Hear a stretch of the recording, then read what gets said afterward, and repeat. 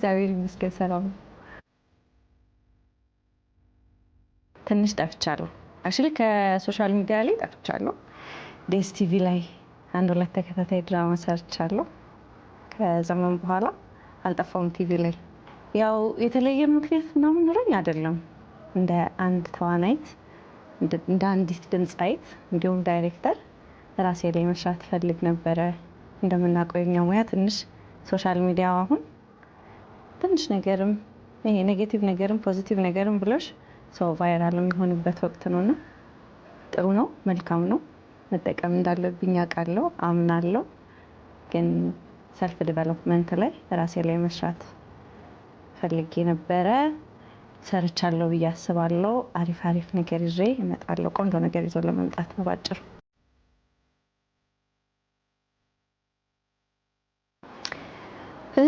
ሁሉም ስራ የራሱ የሆነ ከባድ ከዛ ደስ የሚል ፓርት አለው። ግን የወደድኩት ሸበላ ዓለምን ነው። የፈተነኝ የኔ ነው። ቪዲዮ ክሊፕ ደግሞ በጣም የምወደው ያወዛውዘኛል ነው።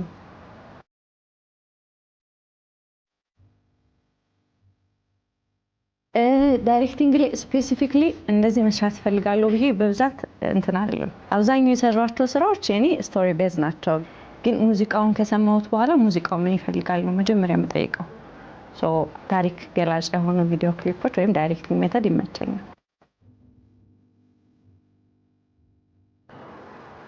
የህይወት ፍልስፍና አክቹሊ ሁሉም ሰው የህይወት ፍልስፍና አለው። የህይወት ፍልስፍና የለኝም የሚል ሰው ራሱ አለው። ግን በተለምዶ የህይወት ፍልስፍና አላቸው ብለን የምናስባቸው ሰዎች ይሆኑ ወይ ያነበቡ ካነበቡት ላይ የሰዎችን ፍልስፍና የሚያወሩ ሰዎች ያ ይመስለናል የህይወት ፍልስፍና። የኔ የህይወት ፍልስፍና መኖር ነው። ከዛ ደግሞ የሰዎችን ፍልስፍና አለመኖር፣ የተፈጠርኩበትን ዓላማ መኖር ዳትስ የኔ የህይወት ፍልስፍና።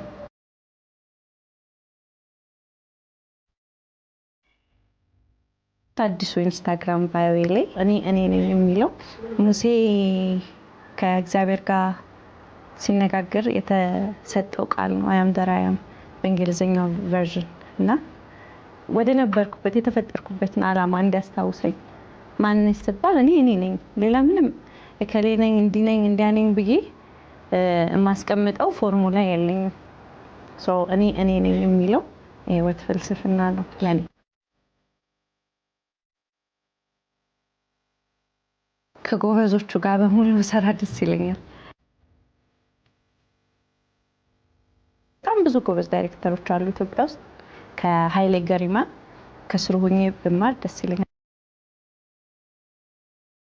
በህይወቴ በጣም የወደድኩትና የጠቀመኝ ምክር አትቸኩይ፣ ተረጋጊ። አንዳንድ ጊዜ በህይወታችን ለምንወስናቸው ውሳኔዎች በጣም መቸኮል ያለብን ጊዜያቶች አሉ። በዛው ልክ ደግሞ መረጋጋት ያለብን ጊዜዎች አሉ። አትቸኩይ የምትለው ቃል እግዚአብሔር ከእግዚአብሔር ጋርም ተያይዞ ነውና እግዚአብሔር አይዘገይም፣ እኛን ቸኩል ይሆናል እንጂ። ስለዚህ አትቸኩይ። እቺ በጣም የወደድኳት ኮት ነችና ህይወቴ ላይም የሆነ ነገር እንዴት እንደዚህ አልሆነም ስል አለው ምክንያት። ከዛ ደግሞ በእንደዚህ መንገድ አድርጊው ብዬ ለራሴ እመክራለሁ። ጩኸትና መፈራው ከጩኸቶች በጣም የምወዳቸውን ሰዎች ማጣት ያስፈራኛል። በህይወት እልፈትም ይሁን አብረውኝ ባለመሆንም እሱ ትንሽ ያስፈራኛል።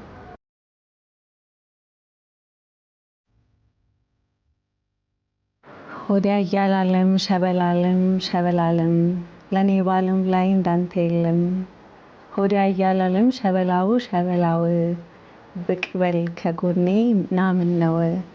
ሆዴ እያላለም ጓዳ ጎድጓዳውን ሆዴ እያላለም ቀን ማበጃጀቴ ሆዴ እያላለም ብራብህ አይደለም ቢናፍቅ አንጀቴ ምዬ ስለ ፍቅር በገላህ ቆርቤ አደብም አልገዛ አላርፋለኝ ልቤ ትዝታ ሲያጅበኝ በምስል እምር ስል ወዲያው ሳቅ ወዲያውም ቆጣ ስል እምር ስል ከሰማይ ይጥልህ ይመስል እምር ስል ባየኸኝ በናፍቆት ስበስል እምር ስል አትመጣም ወይ አያላለም ሸበላለም እንደዘፍን ነበር የጠበቅሽው።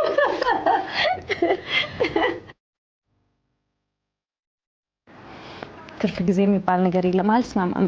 በጊዜዎችሽ ምን ማድረግ ያስደስተሻል ከሆነ ጀስት የስራ ሰዓት አለ፣ ከቤተሰብ ጋር የምታሳልፊው ሰዓት አለ፣ ከጓደኞችሽ ጋር አለ። ከዛ ደግሞ ፐርሰናል ከራሴ ጋር የማሳልፈው ጊዜ አለ። ምናልባት ከራሴ ጋር የማሳልፈው ጊዜ ዋና ደስ ይለኛል። ትርፍ ጊዜ ግን አይደለም፣ ያ ጊዜ ነው። መጽሐፍ ማንበብ እወዳለሁ። ህይወቴ ውስጥ በመኖራቸው በጣም ኢምፓክት የሚያደርጉኝ ሰዎች ጋር ሀሳብ ሼር ማድረግ፣ ከሁሉም በላቀ ደግሞ ብቻዬን ተቀምጦ ከራሴ ጋር ማውራት። በጣም የውስጥ ሰላም እንዲሰማኝ እፈልጋለሁ። በቀን ቀን ውሏችን ላይ በጣም ከብዙ ሰው ጋር እንገናኛለን፣ ከብዙ ሀሳቦች ጋር እንስማማለን፣ እንጋጫለን። እነሱን ነገሮች እንዳለ ይዘናቸው ደግሞ ወደ መኝታ ስንሄድ የሰው ልጅ ስልኩን ከሰውነቱ በላይ ያውቀዋል። በእኔ አመለካከት በቅርብ ጊዜ የገባኝ ነገር ነው።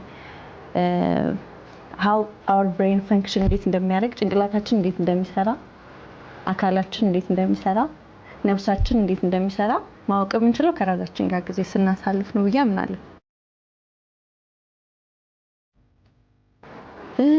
እውነት ለመናገር አይመስለኝም። እኔ ወደምፈልገው ጥበብ እያመራኝ ነው። ግን ብዙ እየሰራሽ ነው፣ ብዙ ፊልም እየሰራሽ ነው፣ ብዙ ሙዚቃ እየሰራሽ ነው ምናምን ካልሽኝ አይደለም። ቢካዝ ባወቅሽ ቁጥር የጥበብ ዋጋው በጣም እየገባሽ ይሄዳል። እንደው ለብዙ ሰዎች ምሳሌ ከሆነ እኛ ያለንበት ሙያ እንደዚህ ዝም ብሎ የሚኖርበት ሙያ አይደለም፣ እንደሌላው ሙያ አይደለም። ምሳሌ እንደ ስቶሪ አንድ አጭር ስቶሪ ሼር ላድርግሽ። በጣም ቤስት ፍሬንድ አማቾች ናቸው በጣም እና አንደኛው ደራሲ ነው፣ አንደኛው ደግሞ ጫት ነጋዴ፣ አረቄ፣ አልኮሎች እንዳለ የሚሸጥ ነው። ብዙ ሰው ከሱ እየወሰደ ይጠጣል። ይሄኛው ደግሞ እያሳተመ መጽሐፍ በጣም በብዙ ሺህ እያሳተመ ለብዙ ሰው ሀሳቡን ያካፍላል። ከዛ ይሞታል። ሁለቱ ይሞቱና ሰማይ ቤት ደራሲው ገሃነም ይገባል።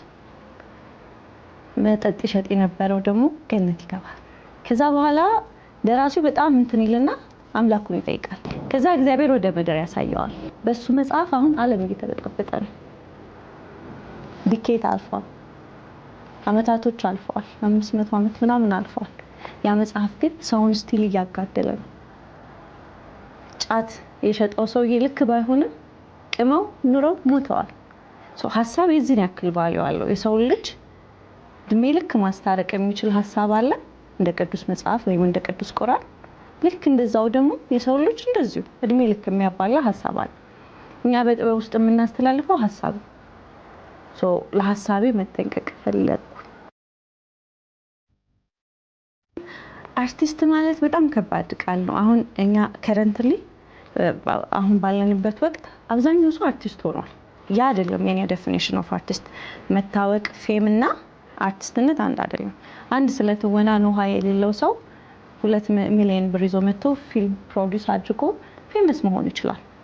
ሌላው ኢንዱስትሪ ላይ ብታይ አንድ ሰው ለምሳሌ ያክል ተነስቶ ዶክተር ከሌ ራሱ ማለት አይችልም። ዶክተር ለመሆን 7 ዓመት መማር አለበት። ከዛ ደግሞ ስፔሻላይዝ ማድረግ አለበት። ከዛ ደግሞ ለህዝብ የሆነ ሰርቪስ ማበርከት አለበት። ያ ሙያ ላይ በቃ የሆነ ሰው ፌመስ ከሆነ አርቲስት ከሌ ይባላል። ሶሻል ሚዲያ ሌላ ነው፣ አርቲስትነት ሌላ ነው። ይሄን ነገር ብዙ ጊዜ እንትን ሲበረዝ አየዋለሁ። ፌመስ የሆነ ሰው ሁሉ አርቲስት ከሌ አይደለም።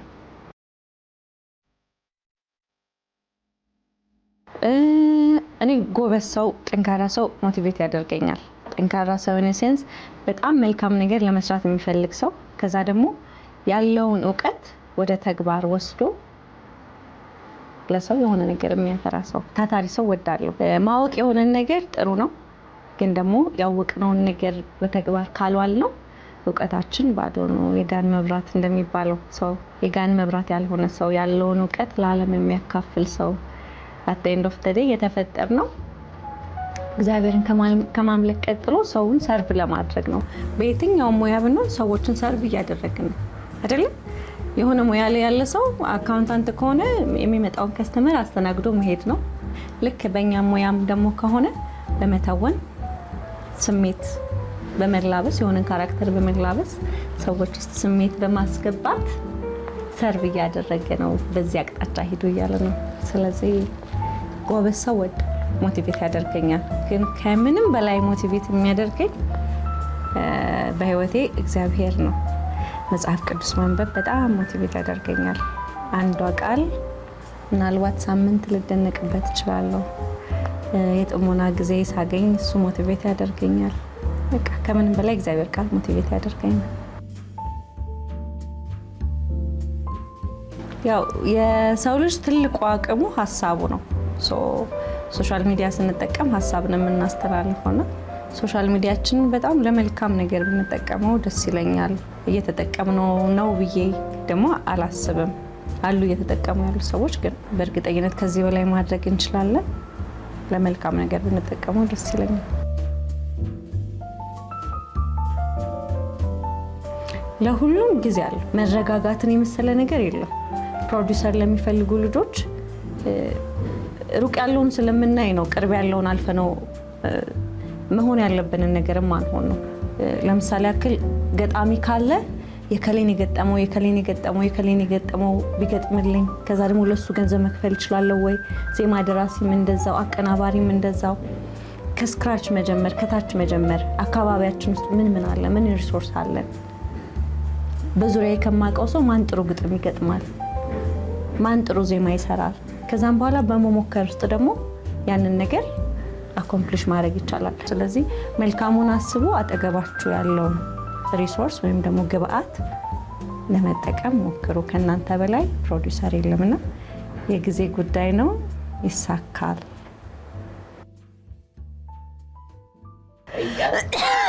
ወይ አልችልም፣ ጉንፋን ይዞኛል።